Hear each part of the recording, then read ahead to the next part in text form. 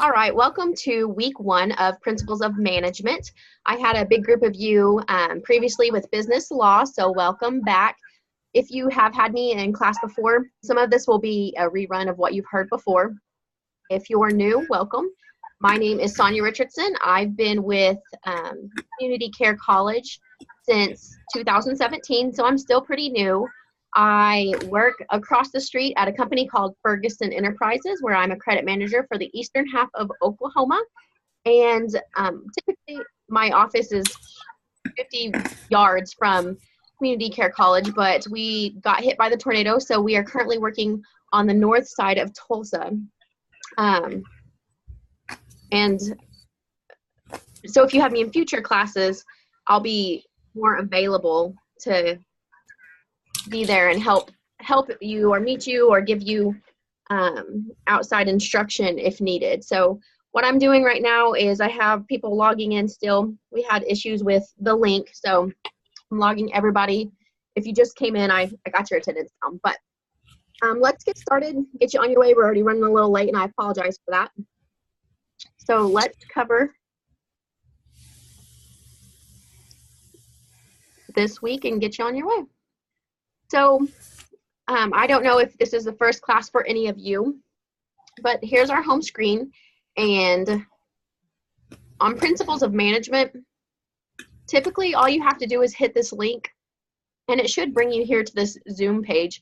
I don't know what the deal is tonight, what happened, so I'm going to try to fix that before next week. So next week, all you should have to do is click that link, and it should take you straight there. So hopefully we'll get the issue worked out before next week, and you'll be good to go on that. Here is the information about me.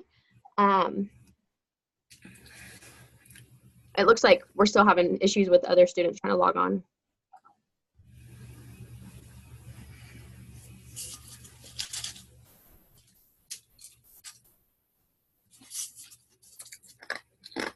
Sorry, I'm trying to send the ID out.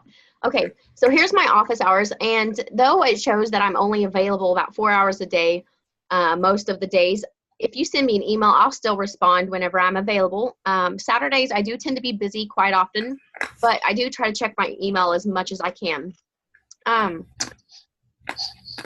My preferred method of communication is for you to email me because I am working my full-time job, and it's easier for me to get back to you through email when I'm available than it is to stop what I'm doing and answer a phone call or text. If it's an emergency and you need something immediately, definitely feel free to call me if you need to. And someone just logged in. Whoever just logged in, like if you logged in within the last 30 seconds, it doesn't show your name, it just shows Samsung Galaxy, so I can't give you attendance. I need you to tell me who you are.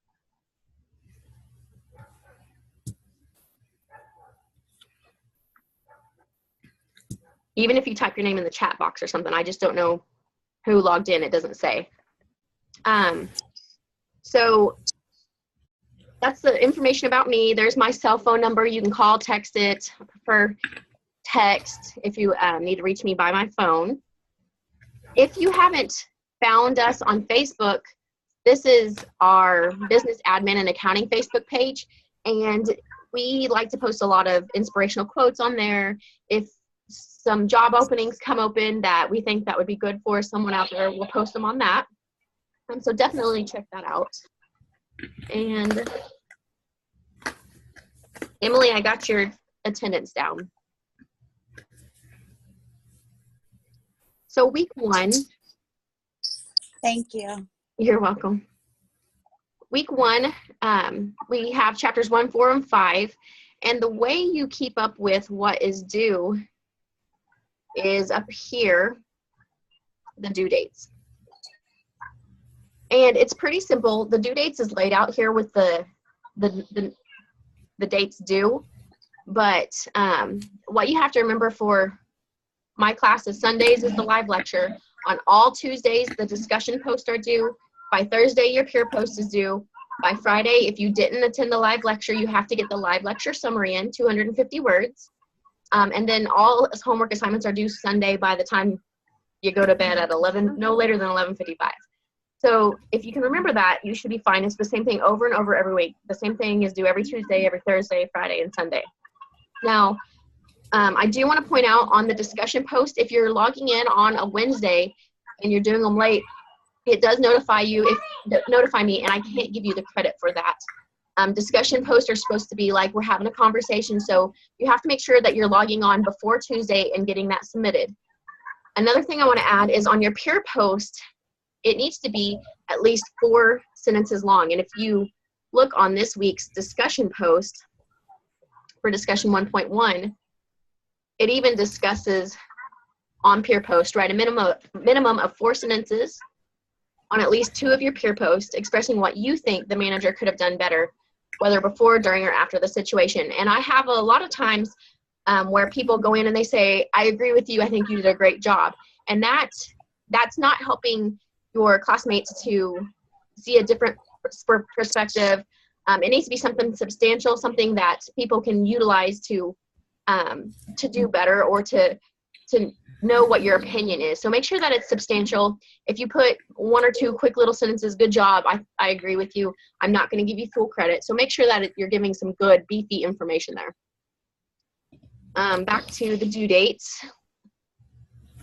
So discussion posts, same thing. Make sure you're following the directions and doing what it asks. The peer post are due by Thursday. Live lecture summary, 250 words. I get some people, if I let you out of class 10, 15 minutes early and you come back and do 3/4 of 250 words, I'm still not going to give you credit because there's still plenty of information to jot down 250 words. You know, if you have a shorter live lecture, great, you just get to go and do what you need to do a little quicker.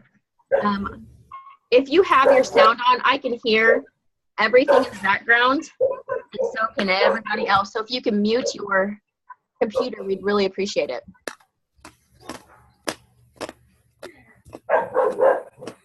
Someone's dog is barking.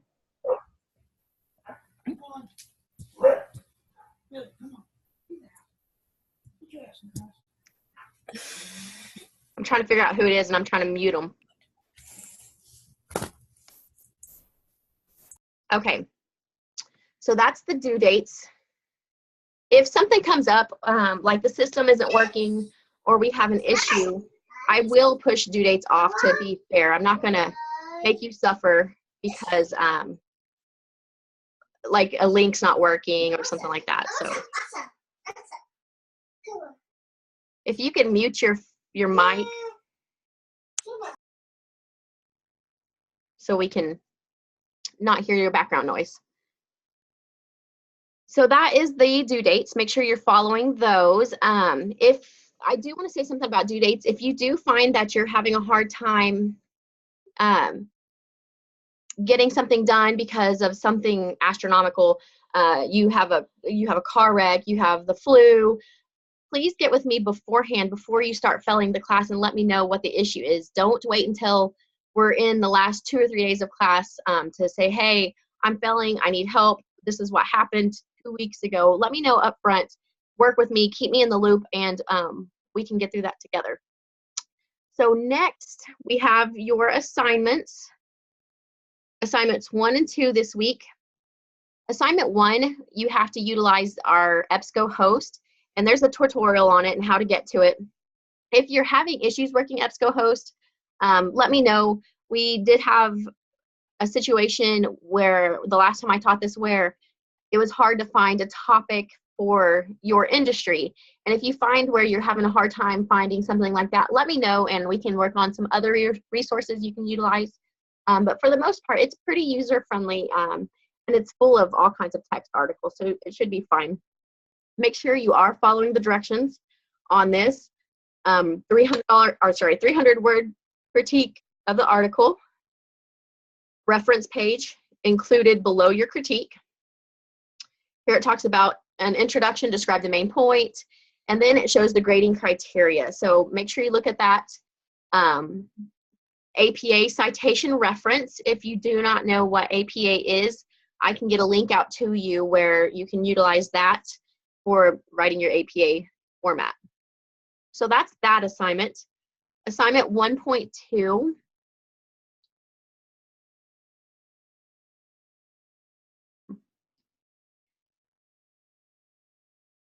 Same thing. Here's step 1, step 2, step 3, step 4. And if you look at the grading rubric, you can see that I'm grading by each step. So it's easier for me to grade if you write step 1, your answer, step 2, your answer, step 3, your answer. That way I can go by the grading rubric. I found previously, if you put it all in one paragraph, I can't differentiate what is step 1, 2, and 3 as easily. And it's just easier on grading you if you will lay out step 1, 2, and 3. Another thing is make sure you're watching spelling and grammar. It's really important in the business world. So if you're saying you're welcome, it's not Y-O-U-R, it's Y-O-U''R-E. You are welcome. So make sure you're watching your spelling and grammar. And you're going to make mistakes. I make mistakes, but just make sure it's not just littered with mistakes throughout the paper. References and reflection. If you're referencing something in your paper, you have to note that at the bottom, who your reference is or who you're referencing. Make sure that you don't forget that. So that's the 2 assignments for the week. And I'm trying to make sure, I'm going to check the chat because last week we had some sound issues and it looks like we're having sound issues again. And it's not with everybody, it's just with some of you. So I don't know if it's a slow internet on your end, slow internet on my end.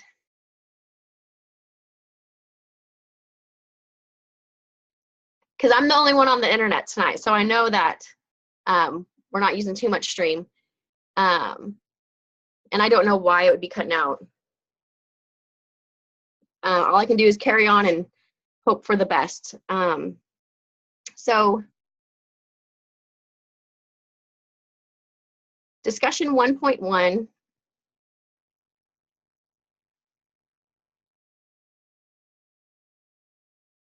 Same thing here. Step 1, 2, 3, 4, and 5. Make sure that you're labeling it out. 1, 2, 3, 4, 5, so I can use the grading rubric correctly. Refer to pages 15 through 17 on your book, and make sure you're doing that. And we get in chat, so I'm trying to make sure I keep up with it too.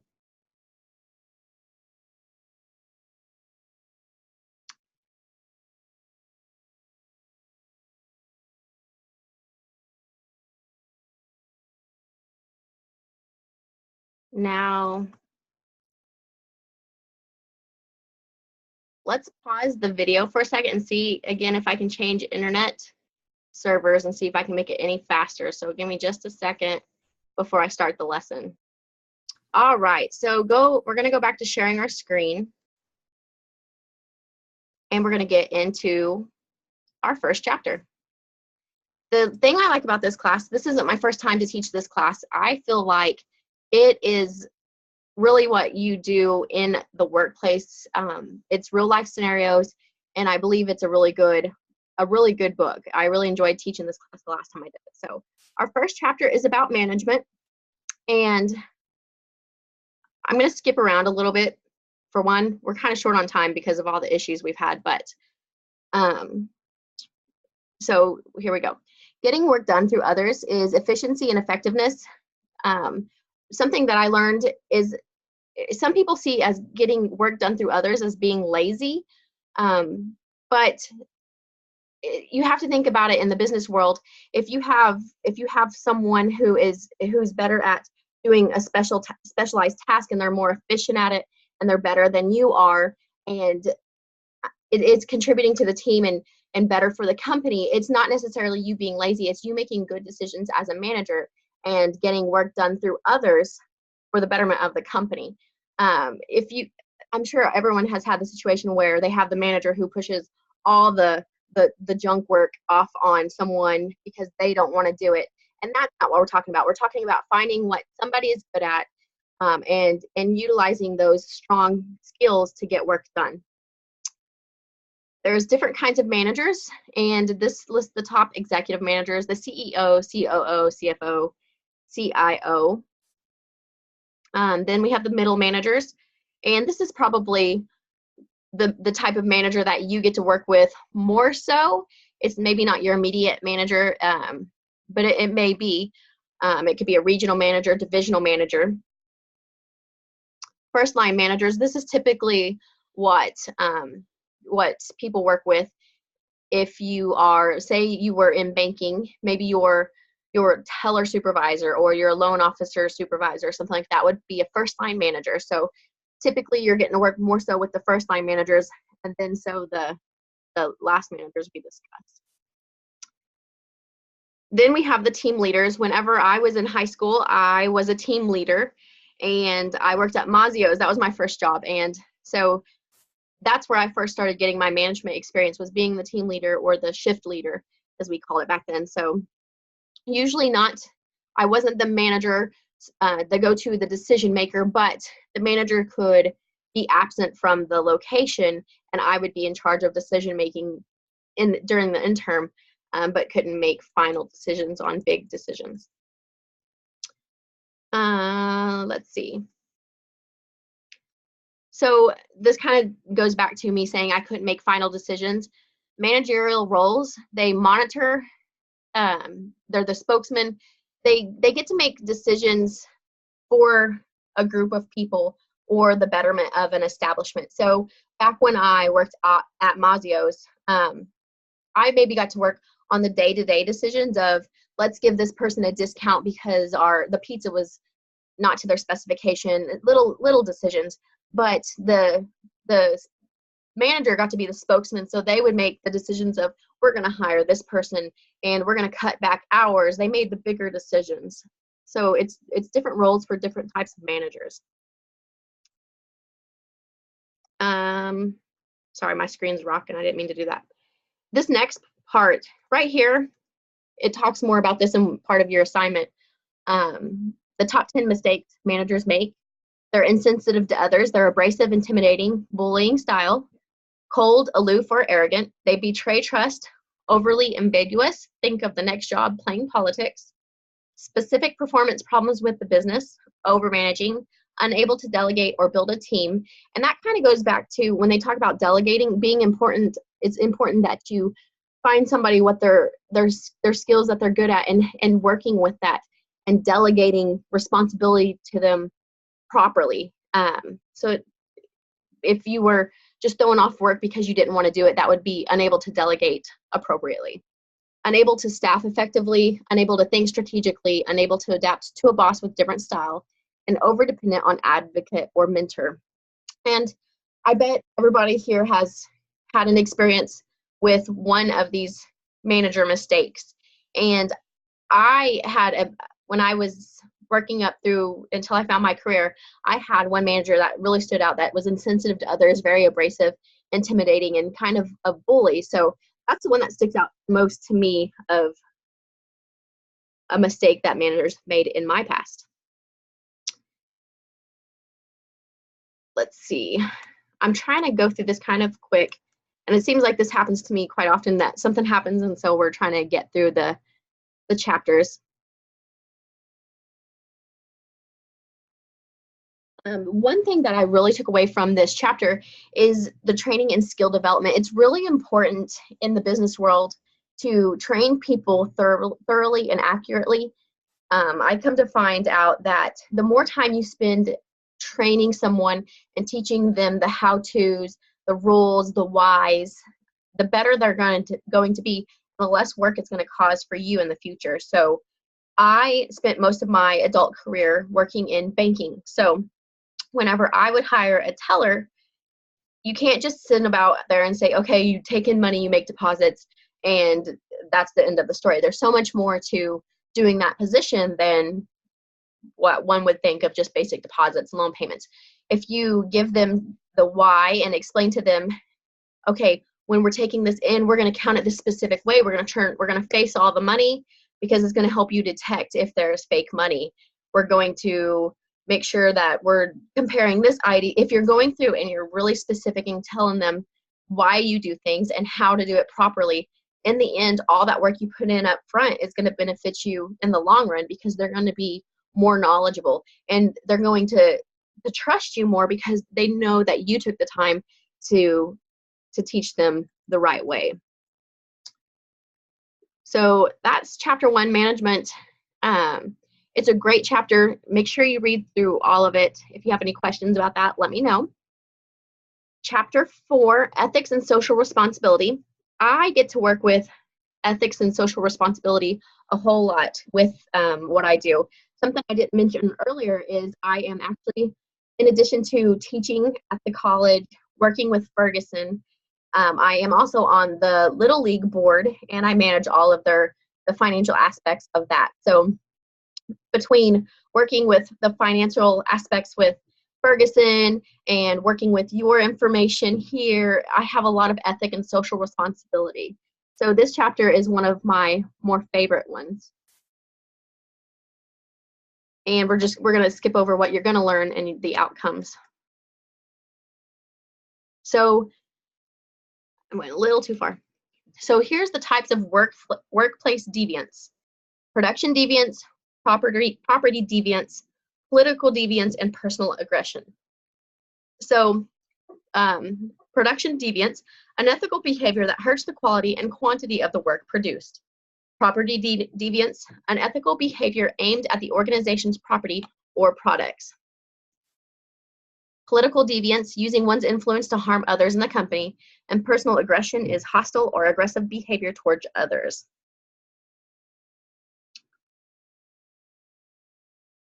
Companies can be prosecuted and punished for their unethical behaviors. And I don't know if you pay attention to the news, whether it be watching it on TV, following it on Facebook, but companies are in trouble quite frequently for wrongdoing. So it's in the news all the time. Just watch and pay attention, and you'll probably see something this week. It encourages companies to take proactive steps that will discourage white-collar crime. And so what a white-collar crime is generally, a lot of the times, it's finance-driven. So I worked at a credit union where there was a really big court case because someone found out or figured out a way to work around the system and embezzle a whole lot of money. And so they that's a white-collar crime. The company could be in trouble if they weren't putting in ways to be proactive and keep that from happening. But they are also encouraged to be proactive and put in steps to prevent that. And so one way maybe to prevent embezzlement would be dual control or double checking checks and balances and make sure that that's being avoided, to do whatever it takes to keep that from happening. They give companies an incentive to cooperate and disclose illegal activities to federal authorities. And if you do or don't know, it's something you can Google.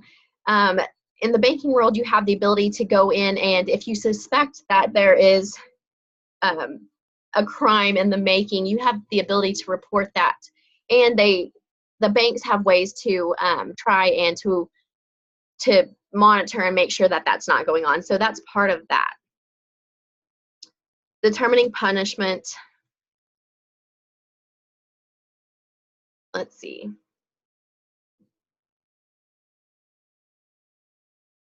This was the stages of moral development, stage 1 through 6, that they talked about.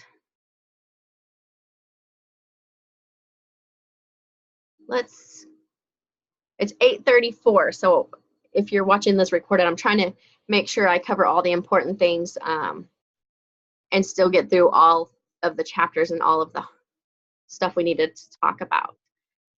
Practical steps to ethical decision-making, selecting and hiring ethical employees. And one way that businesses do that is they do background checks. They check and make sure that, with me working in the financial world, they're checking my credit. They're making sure that I have my degrees, make sure that I have, they're going through and making sure all the businesses or employees that I listed on my history are actual history for me. So they go through and make sure that I'm an ethical person and I am doing what I say I'm doing on my resume. Establishing a specific code of ethics. I'm sure many of you have read a code of ethics or have a code of ethics where you work. Training employees to make ethical decisions. This is something that all employers should do to make sure that they keep from those white collar crimes from happening, or to make sure that they give their employees the tools to make a good decision, to make sure that they aren't that they can make those ethical decisions. Creating an ethical climate. You don't want to hire someone to lead a group of employees that is unethical, because if you hire a manager and they're skimming off the top and their employees see that, it's going to just snowball and cause a lot of problems, because if the manager can do it, well, I can do it too. So they want to make sure that they're making a ethical climate, and all of these go hand in hand. Let's see. Social responsibility of organizations. They have an economic responsibility to make a profit by producing a valued product or service, a legal responsibility to obey society's laws and regulations, ethical responsibility to abide by accepted principles of right and wrong when conducting business, and discretionary responsibilities, social roles that a company fulfills beyond its economical, legal, and ethical responsibilities. Responses for demands for social responsibility. Reactive strategy, a company does less than society expects. Defensive strategy, company admits responsibility for a problem but does the least required to meet societal expectations. Accommodative strategy, they're kind of tongue twisters. A company accepts responsibility for a problem and does all that society expects to solve that problem.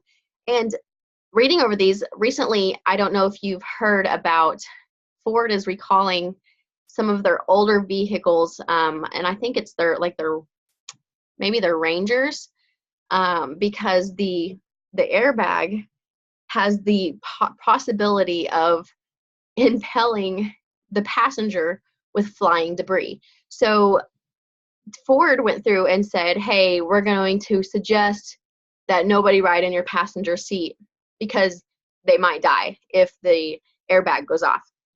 And more recently, Ford has come out and said, don't drive the vehicle at all, please go get it fixed. So they're trying to go, it sounds at first they were trying to meet that social expectation of, hey, it could be bad, we're just letting you know. And now they're really scared and they want people just to stop driving the vehicles and get the issue fixed. So that would play into some of this. Proactive strategy, a company anticipates a problem before it occurs and does more than society's expectation. So, with the story with Ford and their Rangers, where would this fall? It'd be interesting to read more into the story to see which one everyone thought they were falling into. Social responsibility and economic performance. Let's skip that part and go on to the next chapter. And I'm going to try, let's see.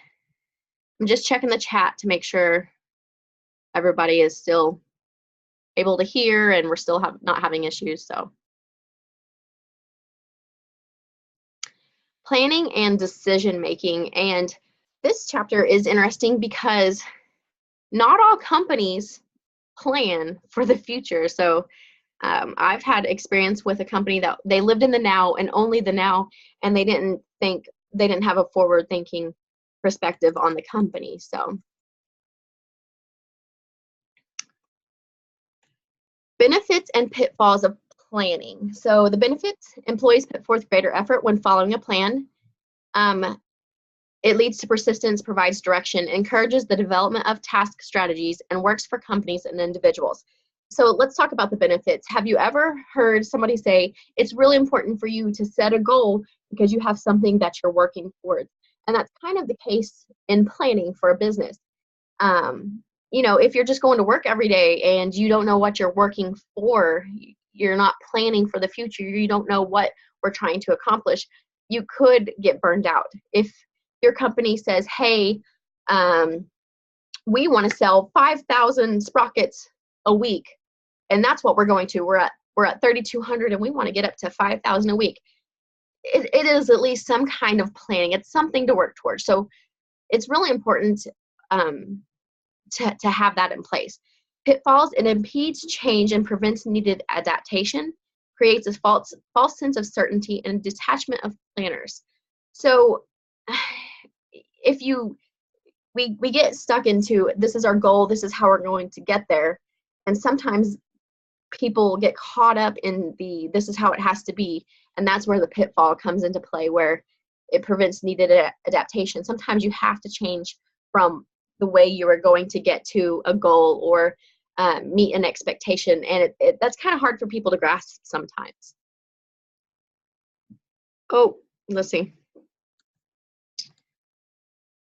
So how to make a plan that works: set goals, develop a commitment, develop effective action plans, who, what, when, and where, track progress towards goal achievement, and maintain flexibility. So this is a great demonstration here about setting goals, whether it's with a business or your personal goals. And as you can see there at the bottom, it says revise existing plan or begin planning process anew if necessary.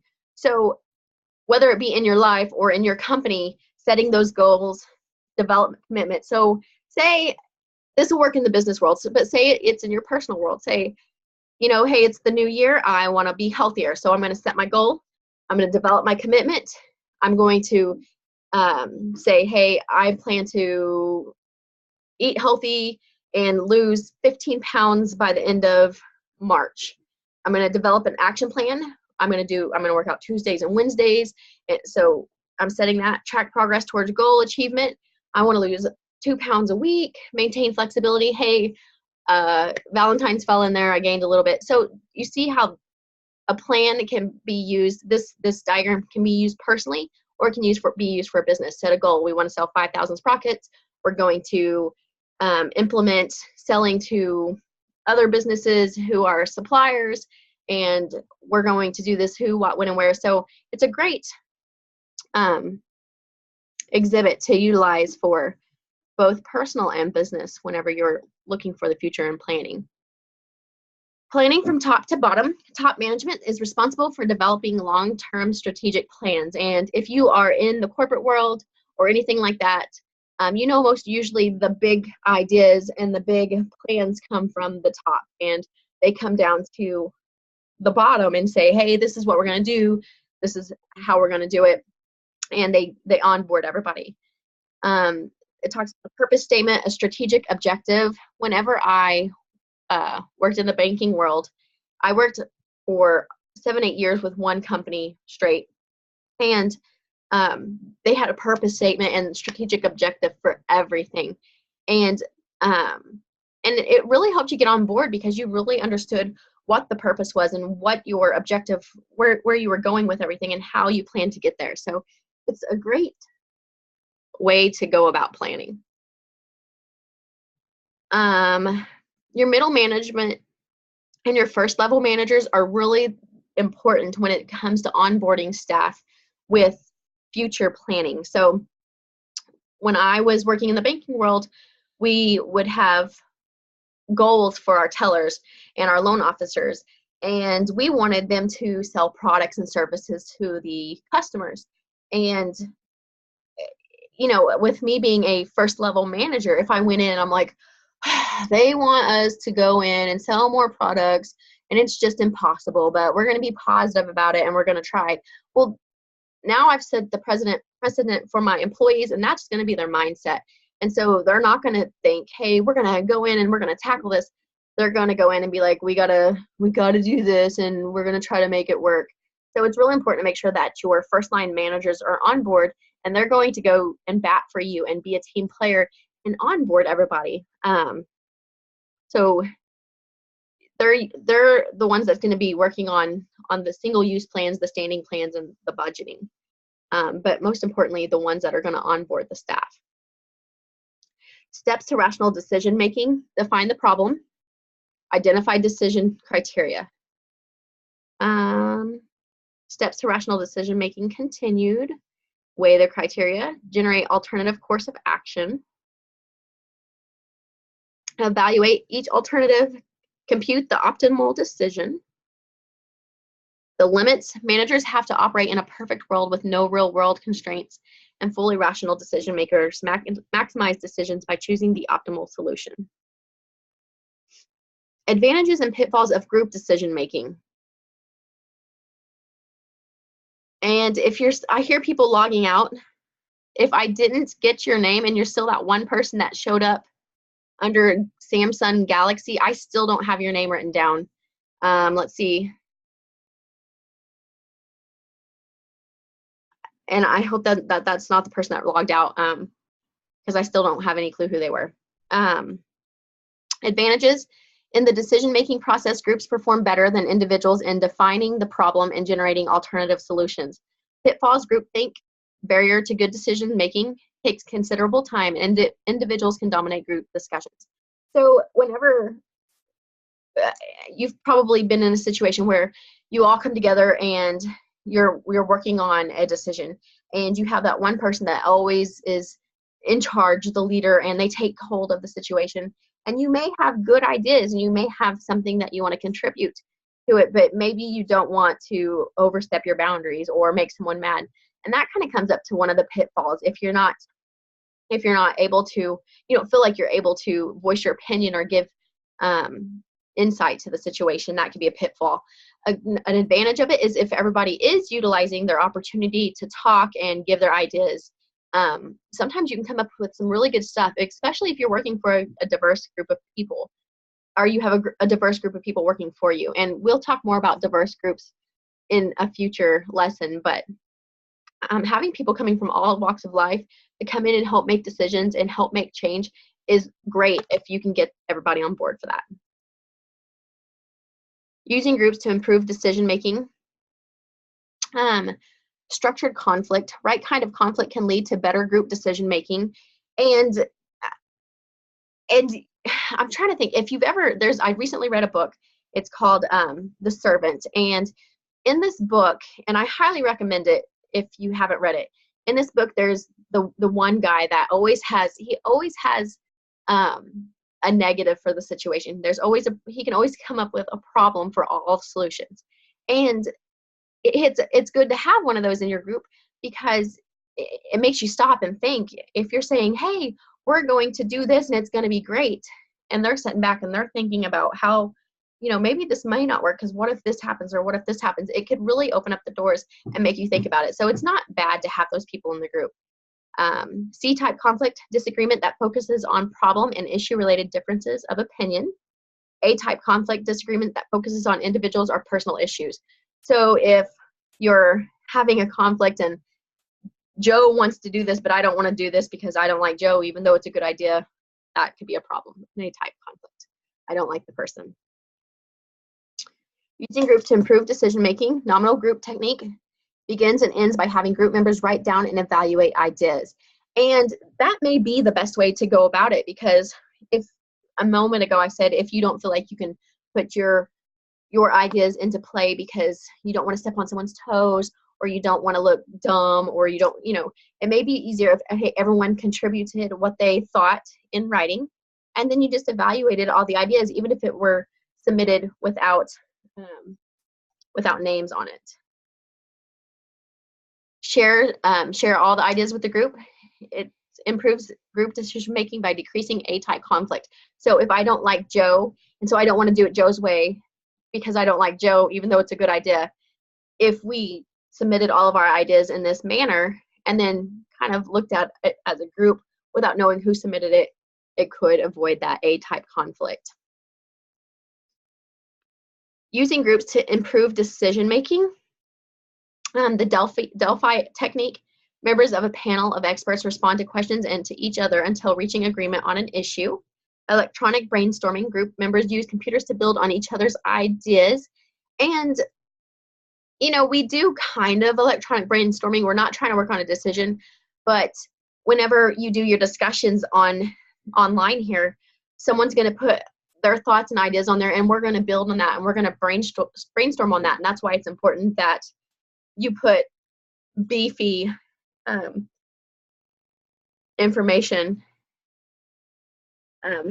and the person that logged out that are letting me know what happened. You want to make sure you're putting beefy information on there because we're brainstorming. We're a team, we're a class, and that's kind of electronic brainstorming, even though we're not making a decision, but it's important to have your input. And that's all of that chapter. I do want to encourage everybody. I know I was cutting out earlier.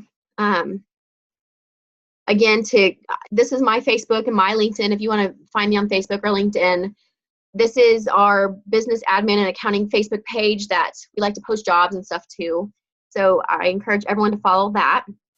The due dates are right here. The discussion rubric,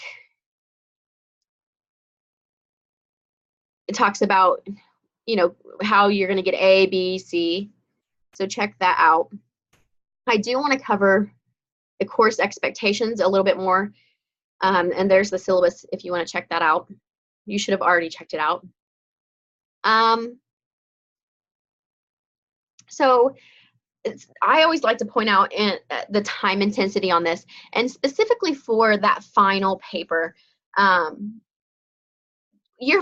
giving you until Sunday for your homework to be done, but work a little bit on it every day. So don't come in Sunday and be like, I have homework due and I have to work and I didn't know it was going to be this much homework.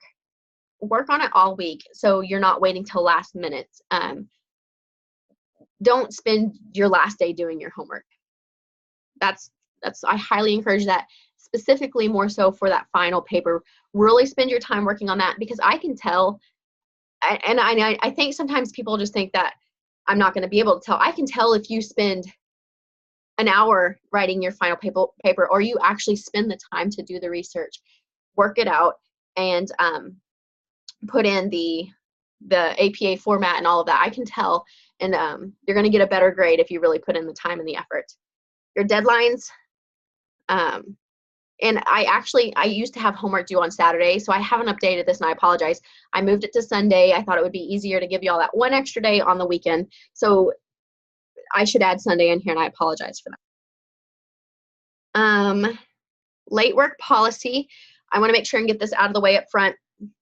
Our department-wide policy is not to accept late discussions, and I talked about that earlier. It's because it replicates online what would happen in the classroom if we were discussing. So if you log on Wednesday to do Tuesday's discussion, great, but I'm not going to be able to give you points for it. Any late discussions will not be graded. However, my policy for late assignments are to deduct 10% per day up to 3 days. After 3 days, I will still take an assignment for 15 points maximum. Now, with that being said, if you, like I said earlier, if you tell me up front something, if you're just like, hey, I have a really busy week and I might not get my homework done, that's not going to work for me. If you come down and you're in the hospital for 3 or 4 days, or you're in a car wreck, something astronomical, because we're all adults, we should all be able to get our homework done. We know what's expected of us. You know all the due dates for the next 4 weeks. So put in their time for uh-ohs and I don't knows and stuff like that. So don't email me saying, hey, I didn't know I had to work and now I can't do my homework. You've known all week that it was due.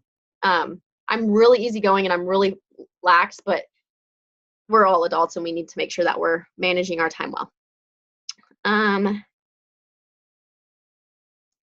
Another thing I really want to push, because people in my past classes and students have my past classes aren't doing all the discussion grades, and it's a big part of your grade. So not doing discussions and not doing the peer post, not doing your live lecture or the summaries is really going to hurt your grade. So make sure you're doing that. I know it's not the most fun thing to do, but it's easy work. It's easy grades, so make sure you're doing that.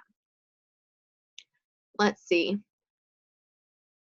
I take attendance on Tuesdays and Thursdays, so make sure the way I do that is you have to be logging on. You have to be logging on and doing your discussion questions. You have to log on and do your peer post so I can give you that attendance.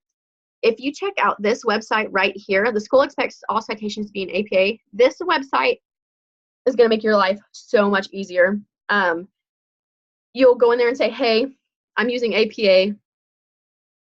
I'll just show it to you really quick. Here's Al Purdue that you can utilize if you have questions about APA, but citationmachine.net is what got me through college, because referencing is not fun and it's not easy, especially if you're doing it manually. So if you've never used citationmachine.net, you're really missing out. So you go to the website, you're going to click, hey, we're doing an APA. Are you logging a book, magazine, newspaper, website? Say it's a book. Let's just do a website. Say it's a website, and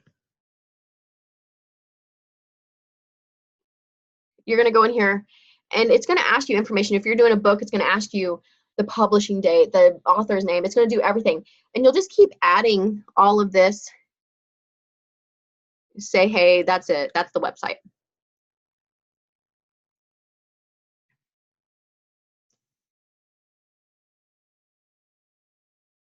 And so it's going to ask you the article name, sample, I don't know, the Joe, I'm really on a Joe kick tonight, A. Smith. And you're going to go through and answer all this stuff, and you're going to keep adding it, and it's going to put it in the correct order, in the correct format, and you're just going to have to paste it in there. It's really going to save you a lot of time, a lot of heartache, and I highly suggest utilizing that. But that's about it for tonight. If you have any questions after I end the recording, I'll sit here until everybody logs off. Feel free to ask me whatever you have. Feel free to reach out and email me if you have any questions, and I appreciate your time.